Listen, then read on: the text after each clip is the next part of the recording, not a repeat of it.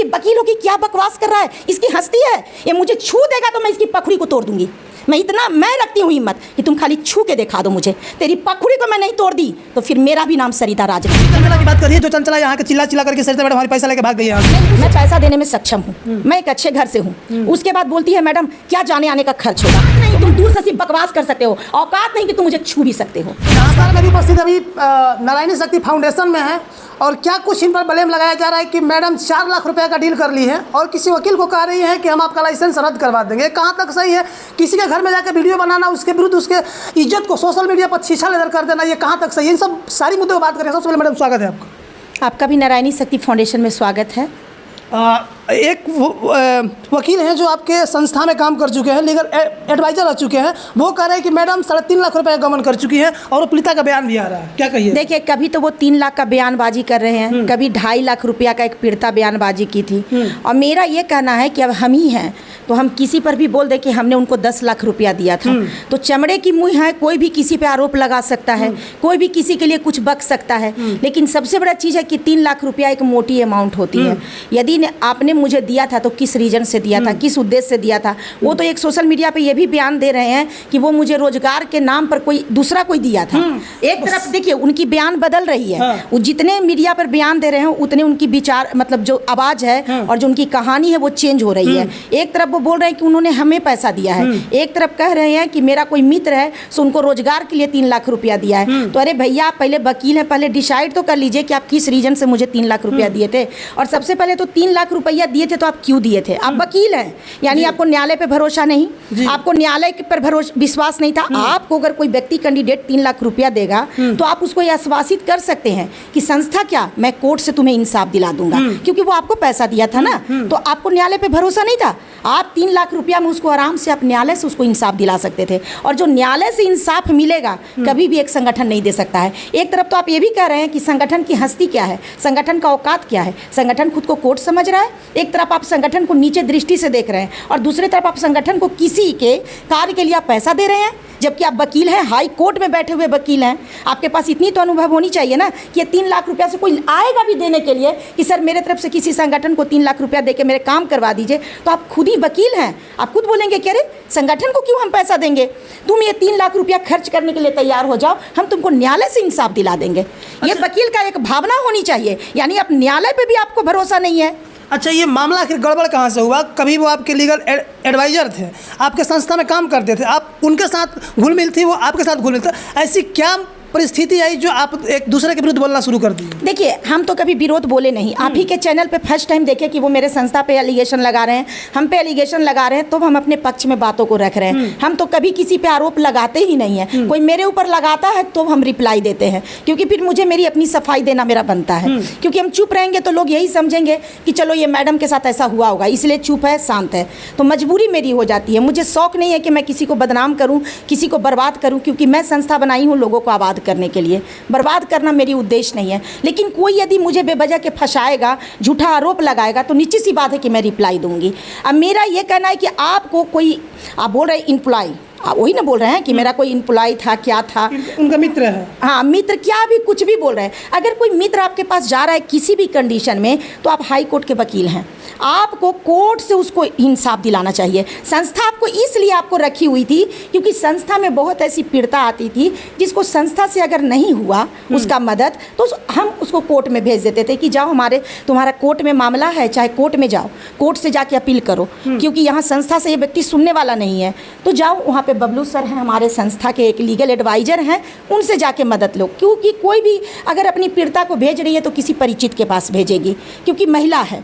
अब मेरा ये कहना है कि मैं उनके पास किसी को भेज सकती हूँ, लेकिन वो मेरे पास किसी को भेजे तो ये दुर्भाग्य है, क्योंकि न्यायालय से बड़ा कुछ भी नहीं है। और न्यायालय में गए हुए व्यक्ति को अगर उस संस्था में भेज रहे हैं तो कहीं ना कहीं वो न्यायालय के गरिमा को भंग कर रहे हैं।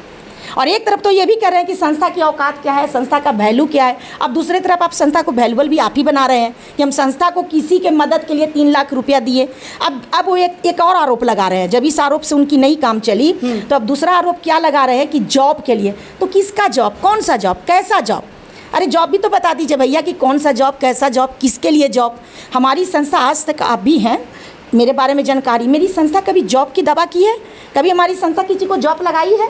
और वो जॉब का बात बोल रहे हैं। वो हमको बोल रहे हैं कि मेरा क्या जहानाबाद कहीं थाना में मेरे ऊपर FIR हुआ था, हम थाना में रहे हैं 24 घंटा। तो कहीं ना कहीं कंचन के केस को फिर इस केस में मैच कर रहे हैं हमको बदनाम करने के लिए। तो मेरा ये कहना है कि अब आपने मुझे आरोप लगाया है तो आप साबित करिए, उस थाना से जाकर कागज़ लाइए कि मैं किस थाना, मैं कहाँ चोरी की हूँ और किस चोरी का मेरे ऊपर FIR है और किस थाना में मैं 24 घंटा लॉकअप में बंद रही हूँ। ये सारा चीज़ आप ला के देंगे ना, आप ये तो कम से कम साबित करिए, क्योंकि आप मेरे ऊपर फालतू एलिगेशन लगा रहे हैं, फालतू का मुझे बदनाम आप कर रहे हैं। तो आप सोच रहे हैं कि संस्था को इतना बदनाम कर दे कि कोई इससे मदद लेने ना आए। अच्छा, उनको आपकी संस्था को बदनामी करने से क्या क्या फायदा हो सकता है? इसलिए फायदा हो रहा है कि उन्होंने, देखिए हमारे पास एक चंचला नाम के बच्ची का केस आया था। उस केस में क्या हुआ कि मैं आगरा गई, आगरा में जाके उसके सारे केस को देखी, यहाँ तक कि वो लड़का पकड़ा भी गया, अरेस्ट भी हो गया, लेकिन चंचला को अपने संपत्ति में ले लिया, बोला कि हम तुमको रखेंगे, केस वापस ले लो। चंचला केस वापस ले ली, लड़का उसको 4 दिन अपने साथ रखा, फिर लड़का उसको छोड़ दिया। फिर चंचला पटना में आई, बोली मैडम हमको पटने से केस करवा दीजिए क्योंकि आगरा जाना मेरे लिए कठिन होगा। हम लोग कई थाना में गए, बहुत सारे, मतलब 2-3 थाना में गए, बोले मैडम यहाँ से इसका केस नहीं होगा, ये बच्ची झारखंड की है और आगरा से इसका मैटर क्रिएट हुआ है, इसको ले जाके चाहे झारखंड से करवाइए नहीं तो आगरा से करवाइए, बिहार में होने से इसको कोई फ़ायदा नहीं मिलेगा। मैंने उस बच्ची को बोला बेटा चाहे तो तुम अपना जाके वहाँ क्या, उसके माँ से भी मैंने मिला दिया, माँ से बातचीत करवा दिया, मिला दिया। मैं माँ को समझाई कि आपकी बेटी है, थोड़ा सा ठीक है इधर उधर भटक गई, लेकिन बच्ची है, बच्ची को संभालिए। माँ भी तैयार होगी अपनी बच्ची को अपनाने के लिए। उसके बाद जो माँ है सो उसको झारखंड बुलाने लगे, हम इस बच्ची को समझाने लगे। अच्छा, उसी चंचला की बात करिए जो चंचला यहाँ के चिल्ला करके सरिता मैडम हमारी पैसा लेके भाग गई है यहाँ से। नहीं, उसी चैनल पर, जिस चैनल पे अभी वो जाकर बयान दे रहे हैं, यही आदमी बरगलाया, वो भी बयान चंचला दे चुकी है कि मैडम मुझे आपके खिलाफ उसी ने बरगलाया था, अपने केबिन में बुलाया, लड़का से हमको मार भी खिलवाया, लेकिन कोई भी व्यक्ति उस लड़का को नहीं टोका रोका। ये एडवोकेट, ये जो वकील हैं, ये चंचला को अपने ऑफिस में बुलाते हैं, हाई कोर्ट में, और लड़का से लड़की को मार खिलवाते हैं। अच्छा। अभी आप देख रहे हैं सोशल मीडिया पे एक चैनल पर ये भी बयान दे रहे हैं कि अगर ये सरिता ये औरत नहीं रहती तो हम इसको उठा लेते, हम इसको किडनैप कर लेते, इसको हम क्या कर देते। अब आप कल्पना करिए कि एक हाई कोर्ट के वकील होके किसी समाज सेवी के लिए, किसी महिला के लिए ऐसे मतलब रफ शब्दों का इस्तेमाल कर रहा है, तो क्या तुम वकील हो कि तुम गुंडा हो? मैं तुमसे पूछती हूँ कि ऐसा धमकी कोई गुंडा दे सकता है कि हम तुमको उठा लेंगे, हम तुमको ये कर लेंगे, वो कर लेंगे? कोई वकील ऐसा धमकी दे सकता है? मैं तो देखी भी नहीं थी पहले वीडियो, अभी 2-3 दिन पहले मैं देखी हूँ। मैं चकित हूँ कि वकीलों की क्या बकवास कर रहा है, इसकी हस्ती है, ये मुझे छू देगा तो मैं इसकी पखड़ी को तोड़ दूंगी। मैं रखती हूँ हिम्मत कि तुम खाली छू के दिखा दो मुझे, तेरी पखड़ी को मैं नहीं तोड़ दी तो फिर मेरा भी नाम सरिता राज नहीं। अच्छा मैडम, आप बार कहती समाज सेविका का मतलब होता क्या, मतलब समझाइए। देखिए, समाज सेविका का मतलब यही होता है कि समाज में बढ़ते कुप्रथाओं को लेकर आवाज़ उठाना। संस्था को अगर भारत सरकार के द्वारा रजिस्ट्रेशन मिला है, इसको भारत सरकार ने इसको लाइसेंस दिया है, तो निश्चित सी बात है कि इस तरह की संगठन चल सकती है। हमारी संस्था ह्यूमन राइट पे काम करती है, महिला पुरुष कोई भी प्रताड़ित हो तो हमारी संस्था उनके सपोर्ट में खड़ा हो सकती है, आवाज़ उठा सकती है, उनकी मदद कर सकती है। लेकिन ये वकील एक तरफ तो बोल रहा है कि संस्था का कोई वैल्यू नहीं है, एक तरफ तो बोल रहा है संस्था है क्या, ये महिलाएं हैं क्या, और दूसरे तरफ दावा कर रहा है कि हम अपने ही मित्र को लेकर 3 लाख रुपया सरिता राज को दिए हैं। तो तुम हाई कोर्ट के वकील हो, तुम अपने मित्र को हाई कोर्ट से ना मदद दिलाओगे कि हमसे मदद दिलाओगे? तो सारा बयानबाजी तो यही कर रहा है। दूसरी तरफ गुंडा की तरह बोल रहा है कि महिला ना होती तो उसको उठा लेते। तेरी हिम्मत है उठाने का? तेरी पखुड़ी को तोड़ के और तुम्हारे ही घर में हम पार्सल करवा देंगे। औकात नहीं, तुम दूर से सिर्फ बकवास कर सकते हो, औकात नहीं कि तुम मुझे छू भी सकते हो। जहाँ बात करिए कि हम महिलाओं के हिंसाओं पर काम करती हैं, वहीं एक आपका वीडियो वायरल हो रहा है कि 5,000 में नहीं तो गाड़ी जा सकती है, नहीं तो हमारे मेंबर जा सकते हैं, और नहीं तो 5,000 का तेल मिलता है। तो हम 5,000 में कैसे? सुनिए, 5,000 हम नहीं बोले हैं।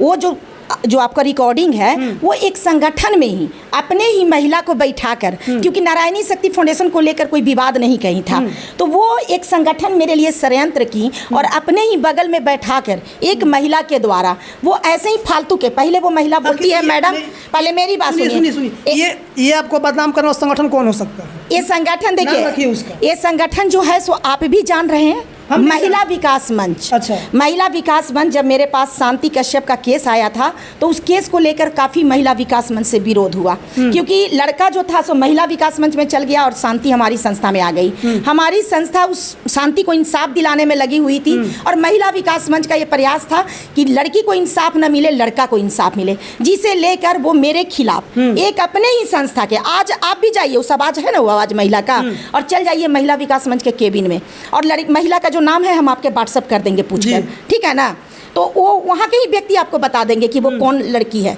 आप जाइए और दोनों का आवाज़ पकड़ लीजिए। तो उन्होंने पहले वो लड़की क्या बोलती है कि मैडम मैं पैसा देने में सक्षम हूँ, मैं एक अच्छे घर से हूँ। उसके बाद बोलती है मैडम क्या जाने आने का खर्च होगा। तो मैं उसी समय समझ गई थी कि एक, जब मैं बात कर ली तो मुझे लगा कि ये महिला ऐसे ऐसे पूछी क्यों। तो वो बोलती है, पहले ये बोलती तो हम बोले 20,000। 20,000 बोलने के बाद फिर वो बोलती है मैडम हम तो इतना पैसा दे नहीं सकते, ये नहीं कर सकते, वो नहीं कर सकते। हमें भी डाउट हुआ कि अचानक बोली कि मैं पैसा देने में सक्षम हूँ, मैं अच्छे घर की महिला हूँ, फिर तुरंत इस तरह का क्यों रिप्लाई देने लगी, समझ गए ना। लेकिन क्या होता है कि बात बात में आदमी पकड़ नहीं पाता है कि कोई आपको फंसाने के लिए बात कर